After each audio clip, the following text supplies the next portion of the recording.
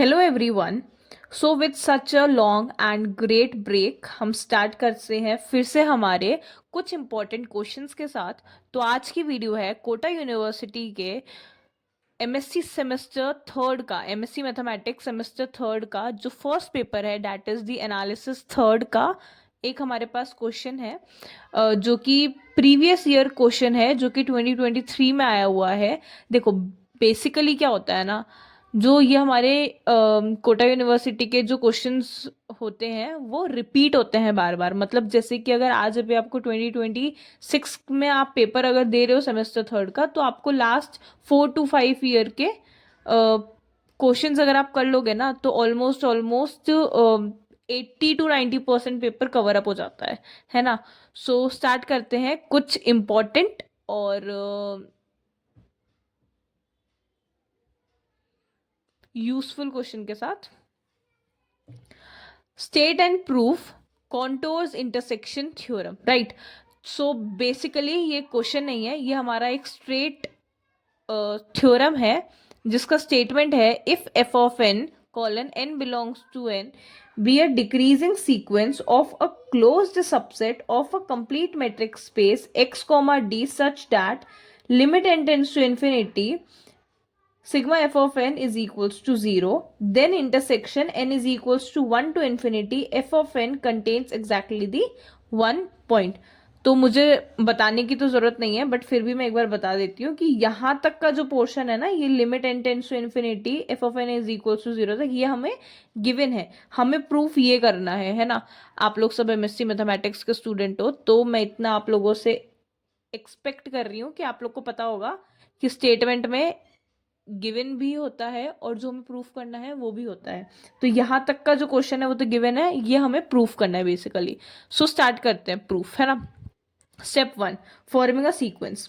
तो हमें सबसे पहले आप लोग को स्टेटमेंट समझ में आ गई कि स्टेटमेंट क्या है। स्टेटमेंट हमें ये बोल रहा है कि ये जो है ना, ये एक डिक्रीजिंग सीक्वेंस है क्लोज्ड सबसेट का of a close matric space this. ये क्लोज मैट्रिक स्पेस है, इस क्लोज मैट्रिक स्पेस का ये वाला जो है, ये जो है, ये हमारा एक डिक्रीजिंग सीक्वेंस है, ठीक है। This is a close matrix space which is given to us. ये क्लोज मैट्रिक्स का ये जो सीक्वेंस है वो हमारा एक डिक्रीजिंग सीक्वेंस है। आया होगा अब तो समझ में। तो फिर limit n tends to infinity sigma of F of N is equals to 0, ठीक है। ये हमें गिवन है, हमें ये प्रूफ करना है कि intersection n is equals to 1 to infinity F of n जो है वो एग्जैक्टली 1 पॉइंट ही कंटेन करेगा, ठीक है। So starting with the step 1, forming a sequence. हमने सबसे पहले इजी एंड सिंपल हमने एक सीक्वेंस बनाया। Let x n belongs to F of n, x two belongs to F of two, x three belongs to F of three and dash dash dash. So thus we get a sequence x n in x. Easy and simple, कुछ भी नहीं है। Step to में क्या है कि हमने ये जो सीक्वेंस बनाया ना, इसे हमें कॉची सीक्वेंस प्रूफ करना है, ठीक है। ये हमारा है step 2। Now let us proof. हमने यहाँ पर सबसे पहले क्या करा, हमने एप्सिलॉन यहाँ पे हमने अज्यूम कर लिया कि एप्सिलॉन जो है is greater than 0 be any number, ठीक है। सबसे पहले हम लोगों ने यहाँ पे क्या करा, जब भी हम एक्स एन को कॉची सीक्वेंस हम प्रूफ करने जा रहे हैं, तो हम सबसे पहले एप्सिलॉन को अज्यूम करेंगे। Epsilon which is greater than 0 हम यहाँ पर अज्यूम करेंगे एज एनी नंबर, ठीक है। Now given that limit N tends to infinity sigma F of N is equals to 0, ये हमें गिवन है। सॉर्टेड यहाँ तक। उसके बाद so for all sigma is greater than 0 there exist the N naught which belongs to N such that, okay. हमने सबसे पहले सिग्मा को हमने एक एनी नंबर अज्यूम करा। उसके बाद जो हमें गिवन था वो हमने यहाँ पर लिखा। उसके बाद अगर जो एप्सिलॉन है, सॉरी, एप्सिलॉन को हमने अज्यूम करा, थोड़ा सा मैंने गलत बोल दिया था। एप्सिलॉन को हम लोगों ने यहाँ पर सबसे पहले अज्यूम करा एज एनी नंबर। उसके बाद ये हमारा गिवन था। उसके बाद epsilon is greater than 0 there exist the N naught which belongs to N such that for all N which is greater than equals to N naught, ठीक है। For all N which is greater than equals to N naught D of mod of psi F of N 0 is less than epsilon, mod of sigma f of n is less than epsilon, sigma f of n is less than epsilon, और हमने इसे equation number 1 name दे दिया। कुछ भी नहीं करा, n is greater than equals to 0 लिया, ये हमें ऑलरेडी यहाँ से गिवन था, ठीक है। इसको और ये जो 0 है हमने इन दोनों को मॉड में रखा और d is less than epsilon हम लोगों ने अज्यूम कर ही लिया था। उसके बाद कुछ नहीं, बस यहाँ से ये हटाया, ये एज इट इज मॉड का मॉड लेस देन एप्सिलॉन आ गया, यहाँ पर मॉड भी हट गया और फिर sigma F of N is less than epsilon आ गया, and this is our equation number 1। उसके बाद अभी हम लोगों ने n is greater than equals to N not करा था, अभी हम लोग दो लेंगे, let n and m is greater than equals to N not, जहां पर f ऑफ m जो है वो हमारा सबसेट होगा f ऑफ n नॉट का, और f ऑफ n जो है वो हमारा सबसेट होगा f ऑफ n नॉट का। अब xm जो है हमें यहाँ से पता है कि x1 जो है वो ना बिलोंग करेगा f1 को, तो ऐसे ही xm जो है वो भी बिलोंग करेगा f ऑफ m को। अब f ऑफ m क्या है, हमारा subset of f of n naught है, so xm belongs to f of n is a subset of f of n naught, and similarly n के साथ भी ऐसे ही होगा, xn के साथ भी सिमिलरली ऐसे ही होगा। उसके बाद मतलब कि xm और xn जो है वो हमारे f ऑफ n नॉट में बिलोंग करेंगे, और अगर f ऑफ m नॉट में बिलोंग करेंगे तो similarly D X M comma X N is less than equals to sigma F of N naught, जो कि यहां से फिर से क्या हो जाएगा, from the equation number 1 less than epsilon हो जाएगा। क्या हो जाएगा, लेस देन एप्सिलॉन हो जाएगा। Hence x N is a Cauchy sequence, we proved it. हाँ जी, so less than epsilon, so by the equation number 1 sequence x N is a Cauchy sequence, यहाँ पर प्रूव हो गया। Now the step 3, use of completeness of x. ठीक है, since x जो है वो हमारा कंप्लीट है ना, हमने स्टेटमेंट में ही हमने ये बोला है कि जो एक्स डी है वो हमारे कंप्लीट मैट्रिक स्पेस है, तो एक्स जो है वो हमारा क्या है, कंप्लीट है। सिंस एक्स इज कंप्लीट और X N be a Cauchy sequence in X, अभी हमने प्रूफ करा कि एक्स एन जो है वो हमारा कॉची सीक्वेंस है एक्स में।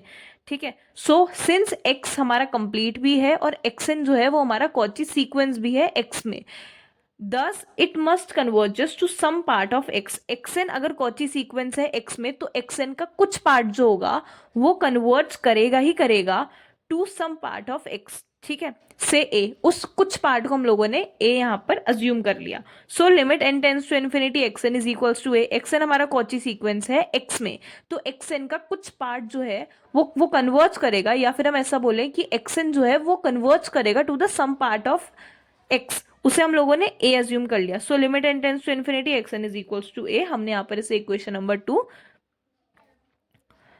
मान लिया है। ठीक है, now the step number 4। Step number 4 क्या, हमें एक्चुअल में क्या प्रूफ करना है, हमें एक्चुअल में ये प्रूफ करना है that the intersection n is equals to 1 to infinity F n is equals to a होगा। ठीक है, तो लेट अस अज्यूम दैट ये जो है intersection n is equals to 1 to infinity F N जो है वो नॉट इक्वल्स टू ए होगा। ठीक है, हमें क्या प्रूफ करना है, हमें प्रूफ करना है intersection n is equals to 1 to infinity F n is equals to a, हमें प्रूफ करना है, और हमने अज्यूम कर लिया that f of n intersection n is equals to 1 to infinity F of N is not equals to a, हमने मतलब कि उल्टा हमने इसे अज्यूम कर लिया। अब अगर ये नॉट इक्वल्स टू ए है तो यहाँ पर एग्जिस्ट करेगा k which belongs to n such that a belongs to f of k, और अगर a बिलोंग करेगा f ऑफ k में तो a बिलोंग करेगा f ऑफ c k में भी, और f ऑफ c k हमारा एक ओपन सेट है। ठीक है, a belongs to f of c k and f of c k is a open set. तो यहाँ पर फिर से एक हमें r जो है वो हमें अज्यूम करना पड़ेगा। So there exist the r which is greater than 0 such that S are A is a subset of F C K. ठीक है, एस आर ए क्या है, हमारा एफ ऑफ सी के का सबसेट है, बट एस आर ए जो है वो एफ ऑफ सी के का सबसेट नहीं होगा। अभी क्यों यहाँ पे सबसेट नहीं होगा, इसलिए नहीं होगा, ए जो है वो बिलोंग करेगा के सी को, सॉरी ए जो है वो ना बिलोंग करेगा एफ के को। ठीक है, ए बिलोंग करेगा एफ ऑफ सी के को ऑल्सो, बट एफ ऑफ सी के ही ओपन सेट है, ये हमारा ओपन सेट नहीं है। तो अगर सिर्फ और सिर्फ ये हमारा ओपन सेट है तो एस आर ए जो अभी हमने अज्यूम करा है आर, तो एस आर ए केवल सबसेट होगा एफ ऑफ सी के का ही, ये हमारा ओपन सबसे ये हमारा ओपन सेट नहीं है, तो एस आर ए जो है वो हमारा सबसेट नहीं होगा एफ ऑफ के का। ठीक है, अंडरस्टूड, मतलब कि ये जो है ना एफ सी के ये हमारा ओपन सेट है, इसलिए ये इसका सबसेट हम इसको ये जो है ये इसका सबसेट होगा, बट एफ ऑफ के हमारा ओपन सेट नहीं है इसलिए ये इसका सबसेट नहीं होगा।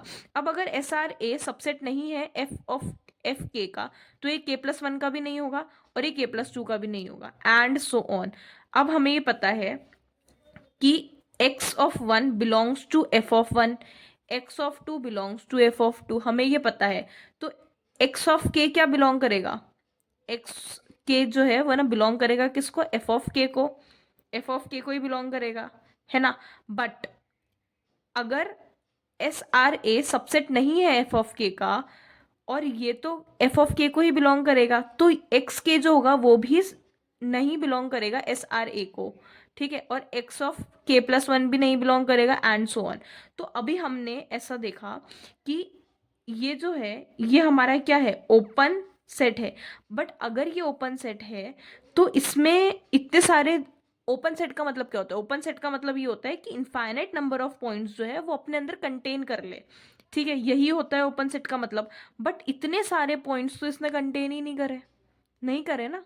अगर हम लोग लॉजिकली देखें तो इतने सारे पॉइंट्स तो इन्होंने कंटेन ही नहीं करे, ये इसका सबसेट नहीं है, इसका नहीं है, इसका नहीं है, इसका सबसेट नहीं है ना। उसके अलावा एक्स के इन्होंने कंटेन नहीं करा, एक्स के प्लस वन इन्होंने कंटेन नहीं करा, एक्स के प्लस टू कंटेन नहीं करेंगे, और उसके अलावा एंड सो ऑन, मतलब कि एक्स के प्लस एन भी ये कंटेन नहीं करेंगे, है ना। तो अगर इतने सारे नंबर ऑफ पॉइंट्स जो है सीक्वेंस के अगर वो कंटेन ही नहीं कर रहे हैं तो फिर वो ओपन स्फेयर नहीं हो सकते। मतलब हमने जो अज्यूम करा वो हमने क्या अज्यूम करा, हमने गलत अज्यूम करा। देखो, infinite number of points of the sequence does not contain in open sphere, s are a. यही बोला था मैंने कि एस आर ए जो है, जो एक ओपन स्फेयर है, वो इतने सारे इनफाइनाइट नंबर ऑफ पॉइंट्स जो है सीक्वेंस के वो अपने अंदर कंटेन नहीं कर रहा है, मतलब कि गलत है, विच कॉन्ट्रडिक्ट्स, कॉन्ट्रडिक्शन वाली बात आ गई यहाँ पर। तो फिर intersection N is equals to one to infinity F N equals to होगा ए का। मतलब कि हमने जो अज्यूम करा वो हमने गलत अज्यूम करा। हमने क्या अज्यूम करा था, हमने ये अज्यूम करा था कि नॉट इक्वल टू ए है, तो मतलब कि ये इक्वल टू ए होगा, हमने क्या करा, गलत अज्यूम करा। तो अगर इक्वल टू ए है तो हमें यही तो प्रूफ करना था, that intersection N is equals to one to infinity F of N contains exactly the one point, hence proof. Students बहुत ईजी है, पैनिक मत होना, आराम से पढ़ना, क्योंकि लास्ट 4 to 5 years के अगर आपने क्वेश्चंस अच्छे से कर लिए हैं तो आपका 70 to 80 to 90% पेपर आराम से हो जाता है ना। तो पैनिक मत करना, जो जो पढ़ा रही हूँ वो पढ़ लो, इजीली स्कोर कर जाओगे, इजीली पास हो जाओगे, है ना।